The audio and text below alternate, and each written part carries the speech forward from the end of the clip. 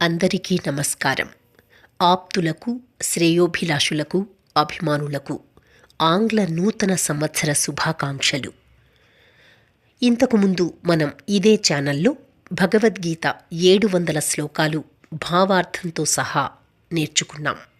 ఆ తర్వాత సౌందర్యలహరి 100 శ్లోకాలు భావార్థంతో సహా నేర్చుకున్నాం, తెలుసుకున్నాం. ఇప్పుడు ఈ రోజు నుంచి అంటే 2026లో మొట్టమొదటి రోజున శివానందలహరి మొదలుపెట్టబోతున్నాం అని తెలియజేయడానికి సంతోషంగా ఉంది. ఈరోజు మొదటి శ్లోకం భావంతో సహా తెలుసుకుందాం. ప్రాతస్మరామి గణనాథం అనాథబంధుం సింధూరపూర పరిశోభిత గండయుగ్మం ఉద్దండ విఘ్న పరిఖండన చండదండం అఖండలాది సురనాయిక బృందవంద్యం ప్రాతర్నమామి చతురానన వంద్యమానం ఈచ్ఛానుకూలం అఖిలం చ వరం దదానం తం తుందిలం ద్విరసనాధిపయజ్ఞసూత్రం పుత్రం విలాసచతురం శివయోః శివాయ ప్రాతర్భజామి అభయదం ఖలు భక్తశోక దావానలం గణవిభుం వరకుంజరాస్యం అజ్ఞానకారణ వినాశన హవ్యవాహం ఊత్యాహవర్ధనం అహం సుతం ఈశ్వరస్య.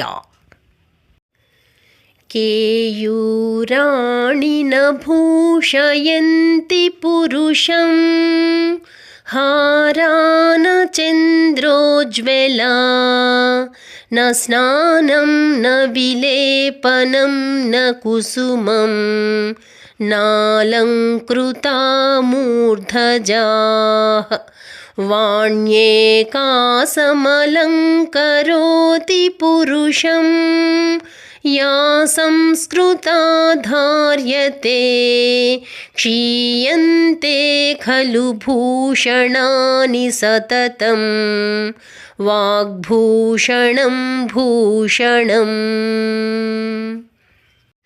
ఓం నమః శివాయ. శివానందలహరిలోని మొదటి శ్లోకం భావంతో సహా ఈరోజు తెలుసుకోబోతున్నాం.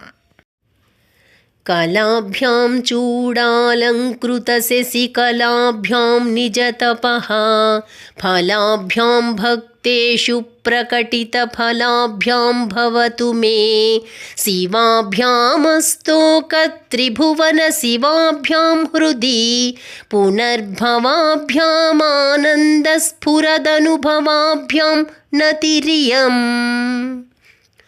ఈ శ్లోకం యొక్క అర్థమేమిటంటే, కళాస్వరూపులు, సిగలో చంద్రకళలను అలంకరించుకున్నవారు, పరస్పర తపస్సులకు ఫలమైనవారు, భక్తులకు కోరికలు తీర్చువారు, ముల్లోకములకు అత్యధికమైన శుభమునిచ్చువారు, హృదయములో నివసించువారు, ఆనందముతో ప్రకాశించుచు సాక్షాత్కరించువారు అగు శివాశివులకు నమస్కారమిది.